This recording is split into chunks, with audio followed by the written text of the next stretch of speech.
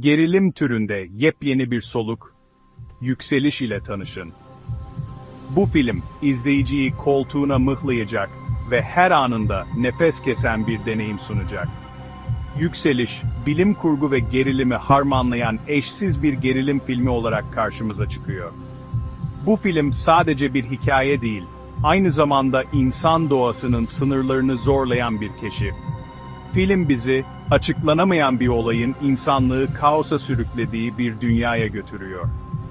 İnsanlar, bu bilinmeyen tehditle başa çıkmaya çalışırken, şehirler kaosa sürükleniyor ve düzen tamamen bozuluyor. Görünmez bir güç, insanları yakalayıp ölümcül sonuçlarla gökyüzüne kaldırıyor. Bu güç, sadece fiziksel değil, aynı zamanda psikolojik bir tehdit oluşturuyor.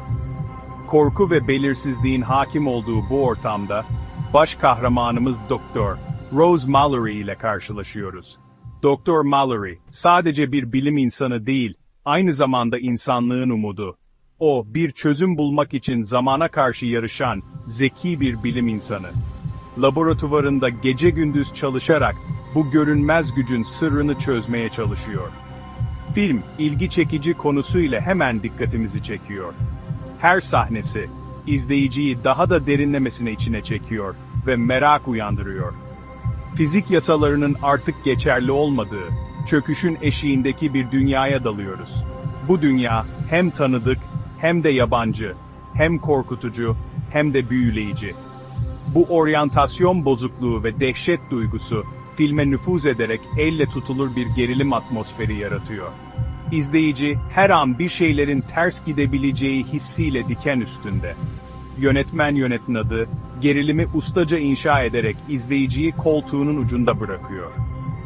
Her sahne, dikkatle planlanmış ve gerilim dozajı mükemmel ayarlanmış.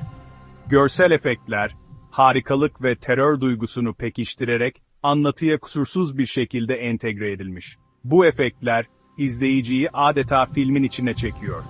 Hem büyük hem de küçük nesneler, havada uğursuzca yüzerek görünmez tehdidin sürekli bir hatırlatıcısı olarak hizmet ediyor. Bu görüntüler, izleyicinin zihninde kalıcı bir iz bırakıyor. Bu rahatsız edici imgeler, rahatsız edici bir müzikle birleştiğinde, gerçekten sürükleyici ve unutulmaz bir sinematik deneyim yaratıyor. Müzik, filmin atmosferini daha da yoğunlaştırıyor. Yükseliş, ilk karesinden itibaren heyecan verici bir yolculuk vaat ediyor. Her anı, izleyiciyi daha da derinlemesine içine çeken bir macera sunuyor. Morena Baccarin, Dr. Rose Mallory rolünde muhteşem bir performans sergiliyor. Onun karaktere kattığı derinlik ve gerçekçilik, izleyiciyi hemen etkisi altına alıyor. Karakterin zekasını, kararlılığını ve kırılganlığını olağanüstü bir incelikle somutlaştırıyor. Baccarin, Rose'un her bir duygusal katmanını ustalıkla ortaya koyuyor. Rose, mantık ve akıl tarafından yönlendirilen bir bilim kadını. Bilimsel verileri analiz ederkenki titizliği ve dikkatli yaklaşımı, karakterin profesyonelliğini gözler önüne seriyor. Ancak kriz tırmandıkça, kendi korkularıyla ve bilgisinin sınırlarıyla yüzleşmek zorunda kalıyor. Bu anlar, karakterin insani yönlerini ve kırılganlıklarını daha da belirgin hale getiriyor. Baccarin, Rose'un iç mücadelesini ustalıkla canlandırıyor. Onun performansı, karakterin yaşadığı duygusal çalkantıları, izleyiciye derinlemesine hissettiriyor. Gözlerindeki korkuyu, sesindeki çaresizliği ve eylemlerindeki sarsılmaz kararlılığı görüyoruz. Bu, karakterin ne kadar çok yönlü ve karmaşık olduğunu gösteriyor. O bir süper kahraman değil, eşi benzeri görülmemiş bir tehditle karşı karşıya kalan zeki bir kadın. Bu, karakterin daha gerçekçi ve ilişkilendirilebilir olmasını sağlıyor. Kırılganlığı onu daha da ilişkilendirilebilir ve gücü daha da ilham verici kılıyor. Rose'un bu iki zıt yönü, karakterin derinliğini ve çekiciliğini artırıyor. Baccarin'in performansı, filmi basit bir tür alıştırmasının ötesine taşıyor. Onun oyunculuğu, filme duygusal bir yoğunluk ve derinlik katıyor.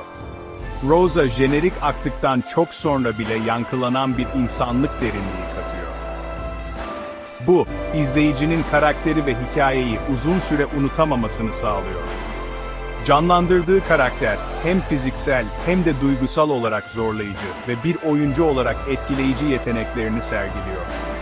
Becker'in, bu zorlu rolün altından başarıyla kalkıyor. Unutulmaz anlarla dolu bir filmde, gerçekten parlayan şey, Becker'in performansı. Onun oyunculuğu, filmi izleyiciler için unutulmaz kılıyor ve uzun süre akıllarda kalmasını sağlıyor. A Quiet Place ile karşılaştırmalar kaçınılmaz. Bu iki film, sessizliğin ve gerginliğin hakim olduğu dünyalarda geçen hikayeleriyle dikkat çekiyor. Her iki filmde görünmez bir tehditle karşı karşıya kalan hayatta kalma temasını ele alıyor. Ancak, bu tehditlerin doğası ve karakterlerin bu tehditlere verdikleri tepkiler oldukça farklı. Bununla birlikte, Yükseliş, benzersiz öncülü ve karakter odaklı anlatımıyla öne çıkıyor. Karakterlerin içsel mücadeleleri ve duygusal derinlikleri, izleyiciyi hikayeye daha da bağlıyor. A Quiet Place, sese duyarlı yaratıkların hakim olduğu bir dünyada, bir ailenin hayatta kalma mücadelesine odaklanırken, sessizliğin hayati önem taşıdığı bir ortam yaratıyor. Yükseliş, küresel bir krizin daha geniş toplumsal etkisini ele alıyor.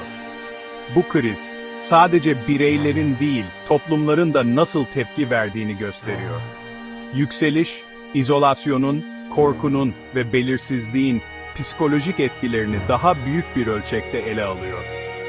İnsanların bu duygularla nasıl başa çıktığını ve toplumsal düzenin nasıl değiştiğini inceliyor. Toplumsal düzenin çöküşüne, paranoyanın yükselişine ve çaresizce cevap arayışına tanık oluyoruz. İnsanların bu kaos içinde nasıl hayatta kalmaya çalıştığını görüyoruz. Film, bilinmeyenle olan ilişkimiz ve kriz zamanlarında hem şefkat hem de zulüm kapasitemiz hakkında düşündürücü sorular ortaya atıyor. İnsan doğasının karanlık ve aydınlık yönlerini keşfediyor. A Quiet Place, ses tasarımına minimalist yaklaşımıyla öne çıkarken, sessizliğin gücünü ve etkisini kullanarak izleyiciyi içine çekiyor. Yükseliş, tepe taklak olmuş bir dünyanın görsel olarak çarpıcı tasviriyle büyülüyor. Görsel efektler, hikayenin atmosferini ve gerilimini artırıyor. Filmin özel efektleri, yalnızca gösteri amaçlı değil, aynı zamanda gerilimi artırmaya ve durumun ciddiyetini vurgulamaya hizmet ediyor. Bu efektler, izleyiciyi hikayenin içine çekiyor ve duygusal bir bağ kurmasını sağlıyor. Her iki film de hayatta kalma gerilim türüne benzersiz ve etkileyici bakış açıları sunuyor ve her biri izleyicide kalıcı bir etki bırakıyor. Bu filmler, izleyiciyi düşündürmeye ve duygusal olarak etkilemeye devam ediyor.